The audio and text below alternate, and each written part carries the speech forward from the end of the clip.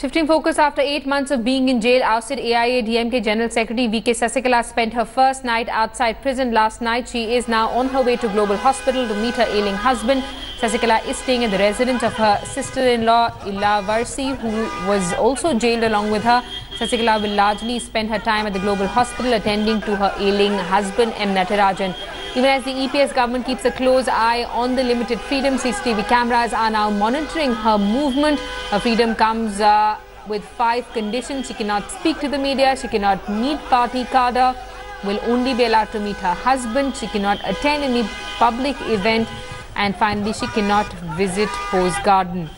The Global Hospital where Sasikala's husband underwent kidney and liver transplant on Wednesday is where she is headed to right now. These are live visuals that we are playing from Chennai.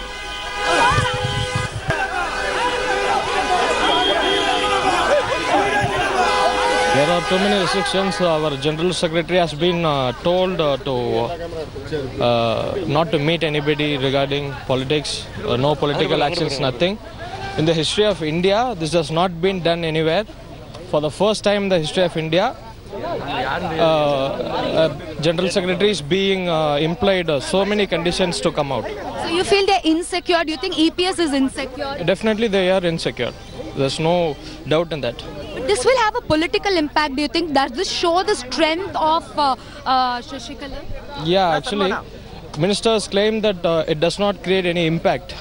But the issue is, when it's not going to create any impact, why do they imply so many conditions? And also, how is she feeling? Did you speak to her? What is her mood like? What does she want to convey to the cadre? Yeah, she cannot convey anything now. That's the main condition. When you met her? Yeah, when we met her, it was all personal. But see, the conditions are so much high that we cannot speak any... But she's happy about the support she got yesterday, just like how Jayalalitha got. Yeah, definitely. She's happy about it. She's happy that the party cadres are with her. We're all very enthused to see Chinnamma. Chinnamma is a symbol of strength and dignity. This is not a political meeting. She's come here to attend to her ailing husband. All of us are here to just catch a glimpse of her. We're not here to talk to her or have any convene any meetings. Mr. TTV Dinakaran is a very decisive leader. We'll follow his footsteps. But Chinnamma is our guiding light. So we're here to meet her. Kind of like conditions stating that no political, no public event. And still there are a lot of people over here. It's not a public event. People coming to pay respects. Public, like all of us coming here to pay respects while she passes by, is not a public meeting. There is no communication with her. We're not here for any scheduled meeting. We're just here to catch a glimpse of her. For the personal reason, parole has been granted. There is no impact on this. So do you think it will have any effect on the AIADMK? Nothing. No impact on this. First, they have given parole for 5 days. 5 days exclusive of the journey days. So she is expected to come back on 12th by 4:30 p.m. This is the number of days condition. The other conditions, 3 main conditions is there. One condition, she should stay in the given address, that is T-Nagar address in Chennai. She should not involve herself in any political activity. That's a second thing. And third main condition is she should not interact with media. We have our correspondents Nolan Pinto and Priyamada who are with us live from Chennai this morning. Nolan, to you first, there's a lot of excitement on the ground as far as Sasikala's visit to the city is concerned, and a lot of media presence there as well. Of course, she's not allowed to speak to anyone.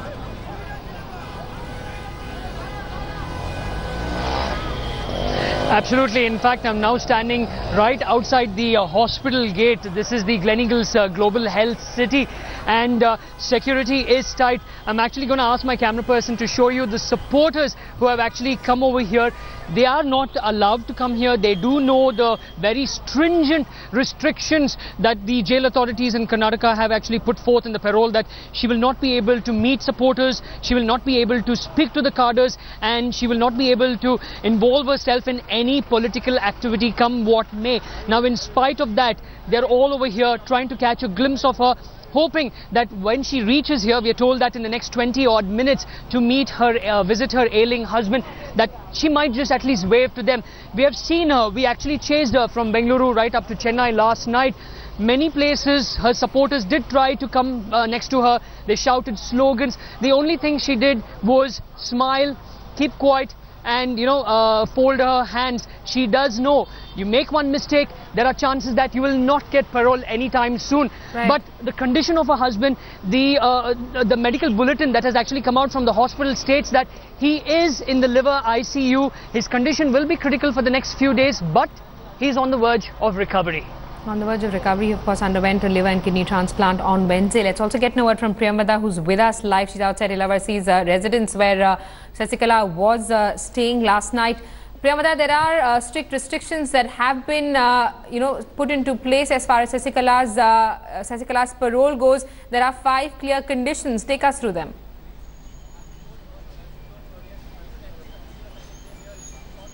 Well, absolutely. The first condition is that she should just restrict her movement from her house to hospital. She should not meet any political party leaders, and no political meetings should be held, and except her relatives, nobody is allowed to go inside. She should not be conveying any message to any of the political party leaders. So these are the 5 important conditions, and there are time restrictions as well. Today is the day the parole actually starts. Yesterday was the traveling date. So from today for 5 days, 4 more days, she's going to be in Chennai, and also her meetings will be very restricted.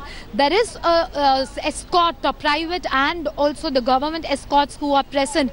But Simi, actually what is more interesting that we are learning is we see that EPS is definitely snooping and ensuring that nothing happens. There are at least 30 odd intelligence professionals who are there, the state police intelligence professionals. We might not be able to identify them. They are in the guise, they are just in a normal mufti clothes who are roaming around here, and also there are cameras fixed around in and around the house of Sasikala. In fact, just a day before she came here, the house that you see behind me was completely vetted by the Chennai police. They had installed, apparently, according to my sources, some of the cameras to ensure that Sasikala does not go out of the way, because technology is so that she could as well make a Skype call and talk to some of the leaders or the ministers. So this entire house of Krishna Priya, Ilavarsi's daughter, was vetted, and only then Sasikala was allowed to come inside. And also India Today got you that first interview of Jayanand after he spent time, almost 2 hours he was with Sasikala. His aunt spoke to her. She is talking to her family members. But you know what is very interesting? Most of her family members are after all part of the party. The Deputy General Secretary is TTV Dinakaran. Every other relative has a party position. So obviously political meetings are not ruled out despite these restrictions. All right, Priyamvada and Nolan, thanks so much for those details.